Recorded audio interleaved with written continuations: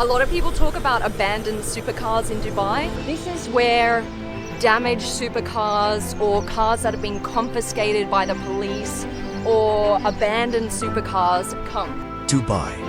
The name alone conjures images of gold-plated cars, gravity-defying skyscrapers, and a city pulled straight from the future. But behind those luxury fantasies lies a reality so disturbing that it threatens the very foundation of this desert metropolis. This is the city where multi-million-dollar supercars are abandoned like trash in parking lots. Half-built artificial islands are literally sinking back into the sea, and the recent floods exposed how fragile this glittering mirage really is. Today, I'm going to reveal 15 alarming phenomena that prove Dubai's golden age might be coming to a catastrophic end. April 2024 will be remembered as the month Dubai's vulnerabilities were exposed to the world. In less than 24 hours, the city received more rainfall than it typically gets in an entire year. However, this wasn't just a weather anomaly. It was a wake-up call that exposed Dubai's lack of preparedness for the realities of climate change. The scenes were surreal. Dubai International Airport, one of the world's busiest, looked like a lake. Luxury cars floated down highways like toys. Sections of the Dubai Metro, once hailed as a symbol of the city's progress, were temporarily shut down due to flooding. More than 1,200 flights were canceled or delayed, stranding tens of thousands of passengers. Schools closed, businesses halted operations, and the city, which rarely stops, came to a complete standstill. This wasn't a once-in-a-century event. Climate scientists warn that extreme weather in the Gulf region is becoming increasingly frequent as global temperatures rise. Dubai's response was to announce an approximately USD 8 billion stormwater drainage project. But that raises a sobering question. If one day of rain can paralyze the entire city, what happens when such events become the norm? The flooding exposed something deeper than mere infrastructure weaknesses. It revealed that Dubai's rapid development has often prioritized spectacle over sustainability. The city expanded upward and outward without sufficiently planning for the environmental realities of a changing climate. And in a desert metropolis where every drop of water is carefully managed, these floods represent a striking failure of long-term urban resilience. Do you think Dubai's rapid development has come at the cost of long-term sustainability and climate resilience? If yes, please comment. Number 1. I look forward to hearing from you. Ferraris, Lamborghinis and Bentleys worth millions have been left behind in Dubai's airport parking lots and on dusty roads, some with keys still in the ignition and apology notes on the dashboards. The sight resembles a scene from a dystopian film, yet it has happened, and to a lesser extent still occurs, in Dubai. These vehicles are not stolen or abandoned for show, they are casualties of the UAE's once strict financial laws. Until recent reforms, defaulting on a loan or bouncing a check could lead to criminal charges and imprisonment. For expatriates facing failed businesses or job losses, fleeing the country often seemed the only escape from prosecution, even if it meant leaving behind valuable assets. Over the years, hundreds of luxury cars have appeared in what the media called Dubai's supercar graveyards. Many sat for months, overtaken by sand and heat, their photos circulating online as symbols of excess and failure. The phenomenon revealed a system that once punished financial collapse so severely that people chose flight over accountability. In a city that prizes success and status, these abandoned cars stand as reminders of ambitions gone wrong. The number of such cases has since declined as the UAE introduced bankruptcy and debt reform laws, though the legend of Dubai's car graveyards continues to capture global attention. Here's something that might surprise you. Out of Dubai's approximately 3.5 million residents, less than 10% are Emirati citizens. Roughly 90% of the people living in Dubai are foreign nationals who are not eligible for permanent residency or citizenship. This isn't just a statistic, it's a demographic reality with serious social implications. Dubai has created something almost unprecedented in modern history, a major global city with a largely non-citizen population. Everyone from the construction workers building the skyscrapers to the executives running multinational firms is in most cases a temporary resident. Your right to remain in Dubai is tied to your employment. If you lose your job, you generally have 30 days to leave the country unless you secure new sponsorship. But here's where it gets particularly complex. Entire families have lived in Dubai for decades. Children are born there, grow up there, and consider it their only home, yet they remain legal foreigners with no automatic path to citizenship. Imagine building your entire life somewhere, only to know that at any moment you could be required to leave. This creates a society without deep roots, one with limited long-term investment in the community's future. This transient population model may seem efficient for rapid economic growth, but it risks creating a hollow foundation that could crack under future pressures. Dubai's artificial islands are among the most ambitious engineering feats in the world, but they've also become symbols of environmental and financial strain. Projects such as the Palm Jumeirah, Palm Jebel Ali, and the World Archipelago required dredging and relocating more than 100 million cubic meters of sand and rock from the seafloor, reshaping Dubai's coastline on an almost unimaginable scale. Behind the glossy brochures lies a harsher reality. The construction of these islands severely damaged fragile marine ecosystems and coral reefs that had developed over millennia.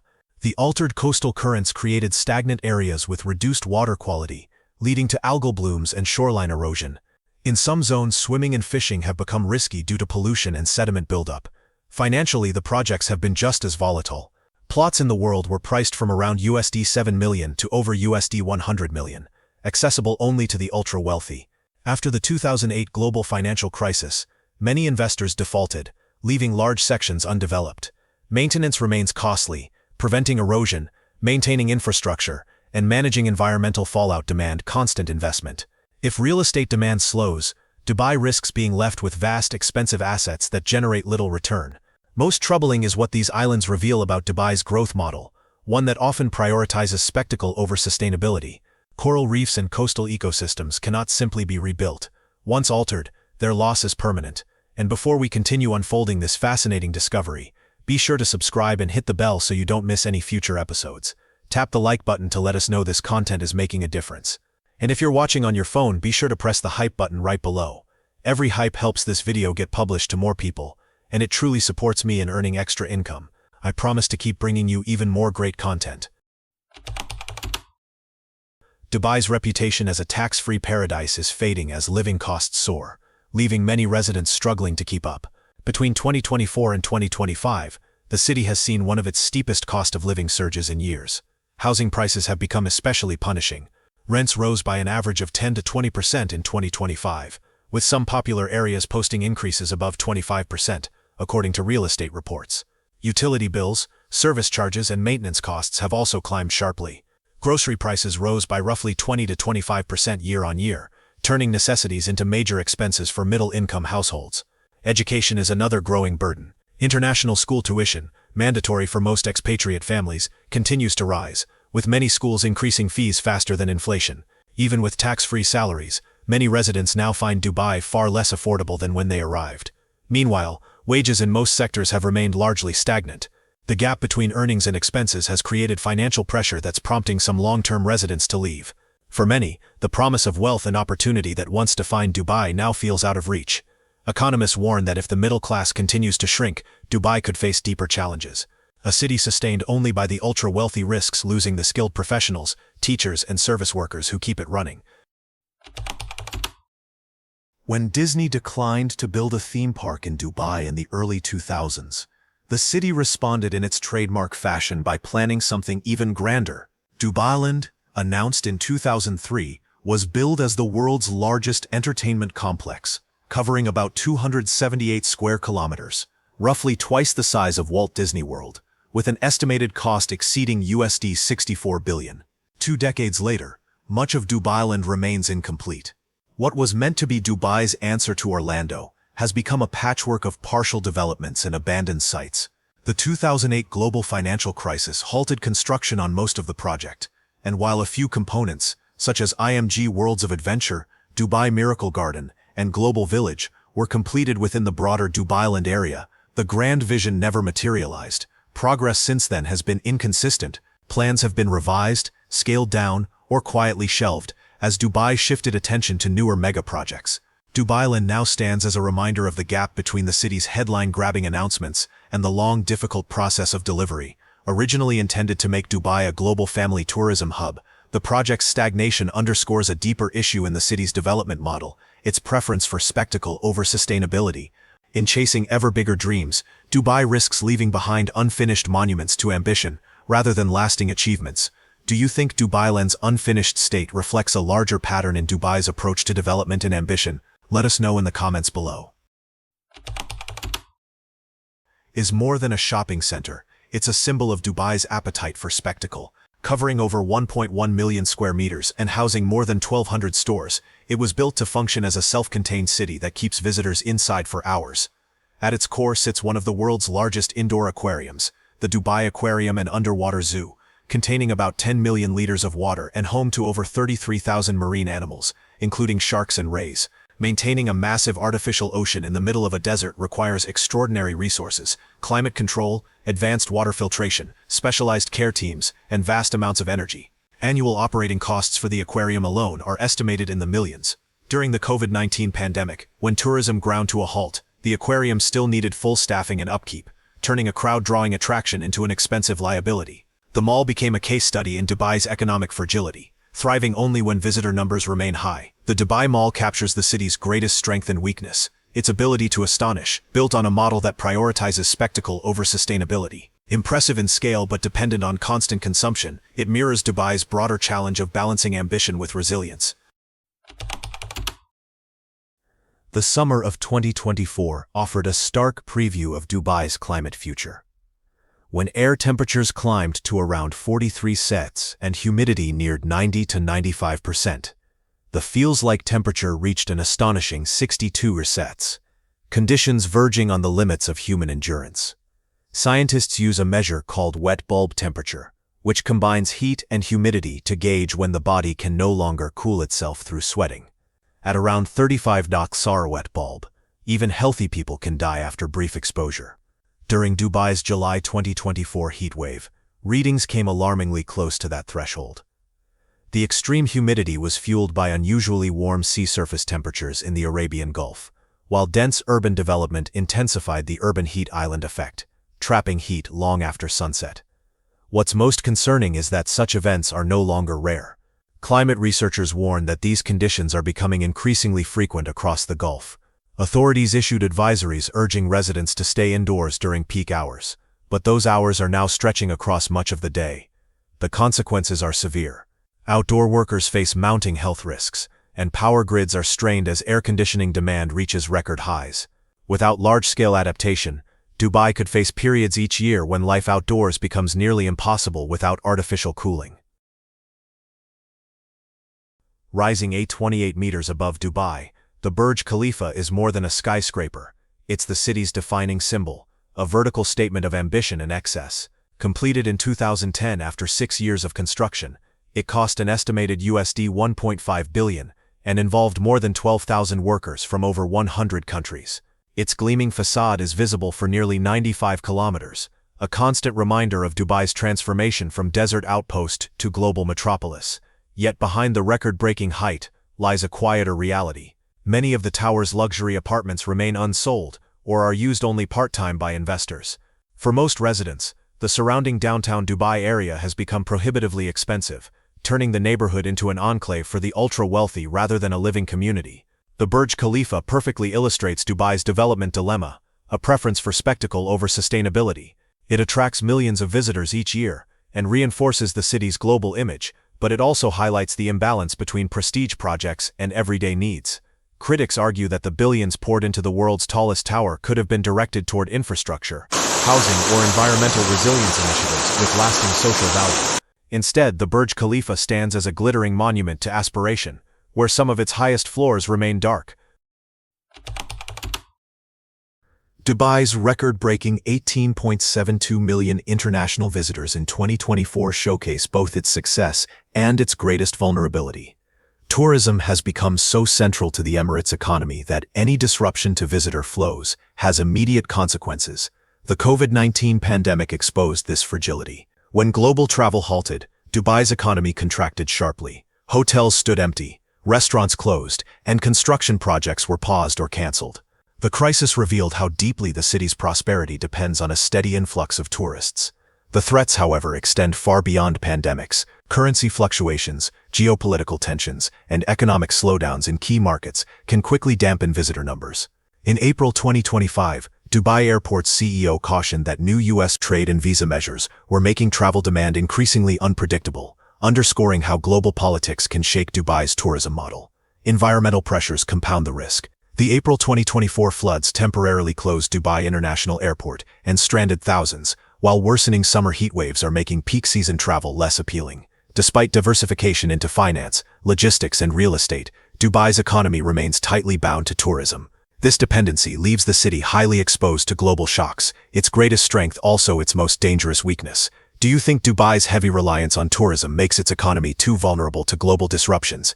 Let us know in the comments below, and don't forget to subscribe and follow the channel to discover more interesting things. Dubai's driverless metro holds the Guinness World Record as the world's longest fully automated metro network, spanning more than 89 kilometers across the city. It's a technological showcase that embodies Dubai's fascination with automation, order, and futuristic design. Opened in 2009, the system was built to project Dubai as a city of tomorrow. Trains glide past skyscrapers and glass malls with remarkable precision. No drivers, minimal delays, and stations so polished they resemble luxury hotels more than transit hubs. Yet behind this seamless image lies a divided reality. The metro is segregated by class and gender. Gold class for premium passengers, women and children cars for safety and privacy, and general class for everyone else. Even in a driverless network, hierarchy is carefully maintained. Adding to the irony, the metro was constructed and is maintained by migrant laborers who often live in distant worker accommodations and can barely afford to use the system they built. The routes serve the city's commercial and residential core, while largely bypassing labor housing zones. Dubai aims for 25% of all transport to be autonomous by 2030, from self-driving taxis to drones, but technology alone won't solve inequality. The metro illustrates Dubai's broader paradox. It can automate movement to perfection, yet still leave its social divides firmly in place. For years, Dubai has promoted itself as a tax-free haven where wealth can flourish without government interference. No income tax, no capital gains tax, and until recently, no corporate tax. For entrepreneurs, crypto investors, and global corporations, it seemed like a financial paradise under perpetual sunshine. But this tax-free promise is more illusion than reality. Instead of direct taxes, Dubai raises revenue through licensing fees, mandatory business sponsorships, visa costs, tolls, and high real estate prices. Residents and companies still pay, just through indirect channels that don't appear on tax forms. In June 2023, the UAE introduced a 9% federal corporate tax on business profits of about USD 100,000. Though modest by global standards, it signaled the end of the true zero-tax era. Mounting international pressure for tax transparency and compliance with OECD standards has made Dubai's traditional model harder to sustain. The system has also deepened inequality. Affluent expatriates enjoy luxury and financial freedom, while the migrant workforce that built and maintains the city faces long hours, low pay, and limited rights. There may be no income tax, but there is a human cost. Dubai's low-tax, high-privacy framework has also drawn scrutiny for financial secrecy and money laundering risks. As global regulators tighten oversight, the same policies that once attracted capital are increasingly seen as liabilities. Gold is more than a luxury commodity, it's a cultural fixation. From gold-covered lattes to ATMs that dispense gold bars, the metal is woven into the city's image, symbolizing both prosperity and insecurity about status. At the heart of this glittering culture is the Dubai Gold Souk in Dera, where merchants trade tons of gold daily over mint tea and conversation. It's part genuine marketplace, part theatrical showcase, reinforcing Dubai's reputation as a place where wealth flows without limit. But the fascination has taken surreal forms. Gold facials, gold-plated cars, even desserts sprinkled with gold flakes. For tourists and influencers, it's the perfect photo opportunity. For Dubai, a branding exercise that values spectacle over substance. The irony is hard to miss. In a city built by migrant laborers earning minimal wages, the public obsession with gold highlights Dubai's vast social divide, a shimmer that masks deeper inequalities. This culture also reflects Dubai's long history as a global gold trading hub, once criticized for lax oversight and links to unverified supply chains. While regulation has improved, the city's financial secrecy and light-touch enforcement still draw scrutiny. Ultimately, Dubai's gold fixation mirrors its development philosophy. If something looks expensive, it's assumed to be valuable, no matter what lies beneath the shine.